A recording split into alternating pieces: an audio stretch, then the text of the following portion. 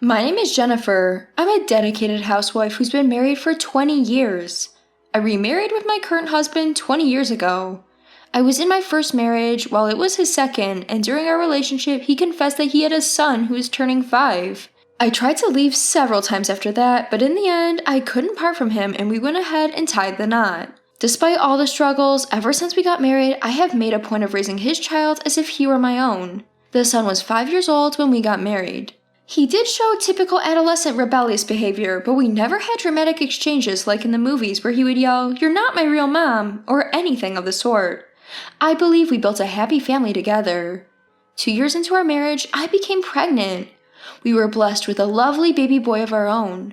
Our eldest son, James, was a bit older than his younger brother with a 7-year age gap, but he was still very kind and protective as an older brother. Even though I wasn't his biological mother, I was somewhat apprehensive, but as the old saying goes, better to have the baby than to worry about it. Life has a way of working itself out, as I've come to realize. A few years after, our second son was born. Our eldest son started to enter puberty and began to reject my presence.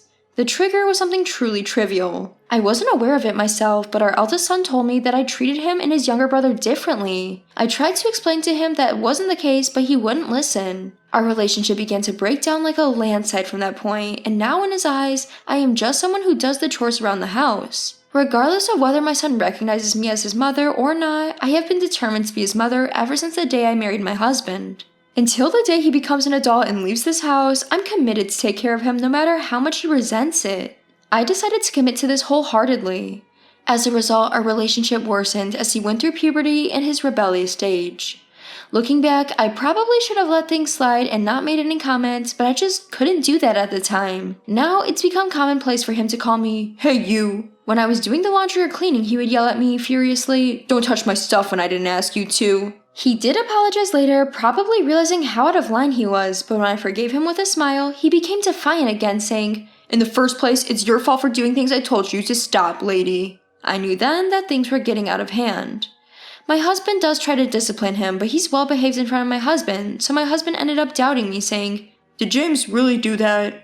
I tried recording our interactions to prove it to my husband a few times, but it never worked out, as something always came up or we didn't have any arguments when I was recording. As time went on, our eldest son came of age and decided to leave home. I remember breathing a sigh of relief, thinking that I'd finally made it through. His parting words when leaving the house were, "Finally, I don't have to see strangers' faces." I thought those were harsh words for me, who had been taking care of him every day for 15 years since we first met.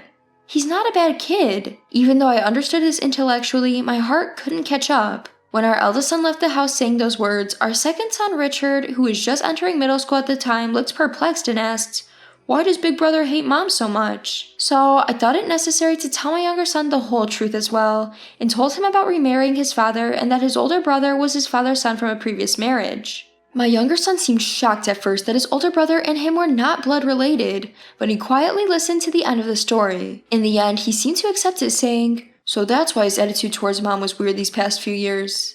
I don't regret marrying our husband, but I began to regret claiming to be the mother of our older son. Maybe there was a way to live together as just housemates? Maybe I didn't have to force him to recognize me as his mother? Once I started thinking about it, the thoughts just didn't stop. A few years after our eldest son moved out, we received a message from him saying, "I will be visiting soon for a marriage introduction." The message was relayed through his younger brother. I hadn't received any direct communication, but I was okay with it because I was getting regular updates about him through my husband and younger son. However, with his marriage on the horizon, we had to do the formal introductions and face each other. After meeting with the parents of the bride-to-be, they left. The room felt awkward because we hadn't seen each other for several years, but the conversation moved to whether or not I would attend the wedding. "I don't think of you as my mother. I don't want you to attend the ceremony." "What?" "What are you saying? Jennifer's the one who raised you up to this point." "I don't care. I didn't ask for that. Anyway, you remarried without even asking my opinion, and you're trying to tell me she's my mother? I can't accept that." "James, have you been saying such terrible things to Mom all this time? I trusted you." "I've been pretending all along in front of you. I'm severing my ties with this house. I'm being adopted into my wife's family, so I don't need to grovel to you guys anymore." "Have you really never thought of me as your mother, not even once?" I don't know about when I was a little kid, but certainly not in my memory." "I see. I understand." With my husband, who was looking worried behind me, I left the room. I didn't want to cry in front of my eldest son, but when I left the room, I couldn't cry. What had the past 15 years been for? I remembered my eldest son when he was little, when he used to call me mom and say, "I love you," with a smile. My phone wallpaper was a picture of my eldest son and my younger son when they were small. A picture of my 7-year-old eldest son holding my newborn younger son timidly. If I could go back to that time, I would want to, I thought as I looked at the picture. Those were good times, really. I muttered and decided to leave the house. My younger son is 18, graduating from high school next year, and has mentioned going to a university with dormitories. In effect, I will be relieved of my duties. So I've decided to change my mindset and start enjoying living on my own from now on. That night, I had a talk with my husband about our future, about our eldest son today.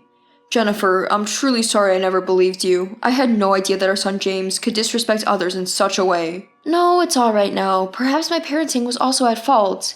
Even though I thought of him as my own child, I suppose I treated him differently. He told me so himself. I wasn't aware of it myself, but I was taking care of him in my own way." "I know that better than anyone else. You have always taken care of James as if he were your own. I am truly grateful for that." "But it seems that even that was something he didn't want. It's almost laughable, isn't it?" As I made this self-deprecating remark, my husband made a pained face, took my hand, and apologized to me over and over again. Then I told my husband that I would not attend the ceremony as he wished, and that I wanted a divorce because I would be leaving the house as soon as our second son left. I handed him the divorce papers. "Are you serious?" "Of course, I would never joke about something like this." "You're right, you are that kind of person. I'm truly sorry for all the pain I've caused you." "You don't need to apologize anymore. I have never regretted marrying you, so, okay?" "Jennifer, I love you from the bottom of my heart." I love you too. Please take care of James and Richard for me." That night, I fell asleep in my husband's arms for the first time since we were newlyweds. I was able to sleep soundly for the first time in a long while, comforted by the faint sound of his heartbeat. Several days passed since our discussion about the divorce. Our second son graduated from high school, and our eldest son's wedding is coming up next week. Our second son was wondering if he should wear his school uniform to attend the wedding, which I found amusing. Noticing me smiling at his preparations for the ceremony, he approached me and started a conversation. "Mom, are you really not going to attend my brother's wedding?" "Yes, he said he didn't want me there, so there's nothing I can do about it. It's his big day. I want him to enjoy it." "But Mom, you're the one who raised him with care." "It's okay, Richard. There's no need for you to worry about it." Not convinced by my words, my second son kept groaning in frustration. It must have been frustrating for him. He knows the good relationship I used to have with our eldest son. But repairing the relationship is now impossible. I have prepared to leave the house and the divorce is settled. I didn't ask for any division of the property, kept the money I had, and left the house with our second son. The house that was filled with memories of many years spent there. A house that represents half of my life. I left a video message for my second son and left my family behind. A week after I left home, I heard from my younger son that my eldest son's wedding went off without a hitch. I was relieved and asked my younger son about his impressions of the ceremony. Then he replied, "It was a total disaster, seriously." As I had chosen not to attend the wedding in accordance with my eldest son's wishes, his response took me by surprise, stopping my thoughts for a moment. But I managed to regain my composure and asked him what exactly went wrong.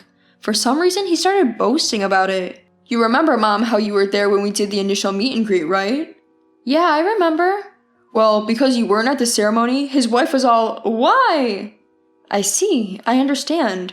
Big Brother was making all sorts of excuses, but his wife suddenly suggested to cancel the ceremony, and her parents went into a frenzy. The ceremony somehow started since everyone was already gathered, but throughout it was a sullen bride and a timid groom. It was quite peculiar atmosphere at the venue. "Is that what happened?" "After the ceremony ended and all the attendees had left, I showed the video message from you, Mom, entrusted to me to my big brother, and then he started crying." "What? He cried?" "Yeah, but seeing that, his wife got even more upset. She said something along the lines of, 'How could you not invite someone who raised you with so much care to the most important event of your life?'" "So, what happened after that?" When I asked, he looked at me uncomfortably and said in a low voice, "They're separated."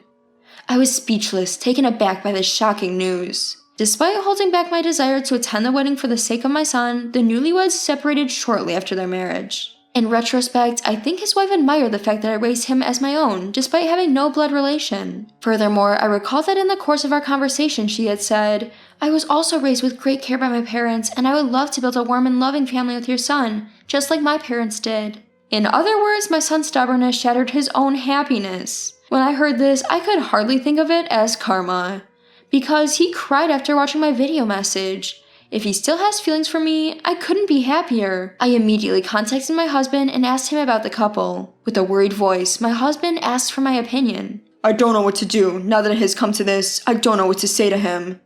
Don't worry, he's good at expressing his feelings clearly to others, but he might need a little push. A push, huh? Okay, I'll try it. I don't know what happened after my husband and I talked on the phone, but when my younger son told me with a smile, they've reconciled. I believed everything would be okay from now on. I was resolved to truly leave them alone this time, and then… Mom, why are you here? There's something I need to talk about. With me? Yeah, I'm sorry about what I said during the wedding prep. Watching that video message the other day reminded me. I've always thought of you as my mom, really. And you've always defended me saying I'm your son. I'm really sorry. I gently extended my hand to my son crying in front of me, wiping away the tears streaming down his cheeks. I was surprised to see an adult man shedding tears, but I thought that these tears must be expressing all of his feelings. He apologized for the harsh words he had thrown at me. That alone was enough for me. I didn't need anything more. Thanks for coming. I got the photos from Richard. You looked great. Your girlfriend, Linda, right? She's a kind and lovely girl. Take good care of her, okay? Make her the happiest bride in the world. Yeah, I absolutely promise. So, Mom? It might be asking a lot, but could you come back home? What? Dad has been down ever since you left. It's like when I lost my birth mother. I can't bear to see it. Your father? I'm really begging you. Hearing my eldest son's words, I decided to go back home. I couldn't believe that he, who told me he loved me, was feeling down like this. Was this a lie told by my eldest son to make me reconcile with his father? I headed home, half doubting, half hoping. When I slowly opened the door and stepped in after a long time, I heard a soft sobbing sound. Jennifer. I gently peeked in, and there was my husband, phone in hand, shoulders trembling as he cried. I was taken aback for a moment, but it would be strange not to say anything, so I called out to him, Robert. His body jolted. He quickly turned towards me. His cheeks were wet with tears, reflecting the sunlight, and he quickly wiped his face and tried to act as if nothing was wrong, saying, What? Is something wrong? I couldn't help but laugh. You know… If I said I wanted to come back here, would you be angry? Huh? His surprised voice was cut off as everything suddenly went dark. It took me a moment to realize that I was enveloped in a warm embrace. As I returned the hug and asked, Does this mean it's okay? He repeatedly nodded, saying, Yeah, in a nasal voice. Since then, I reconciled with my husband, and that was the last time I saw him cry.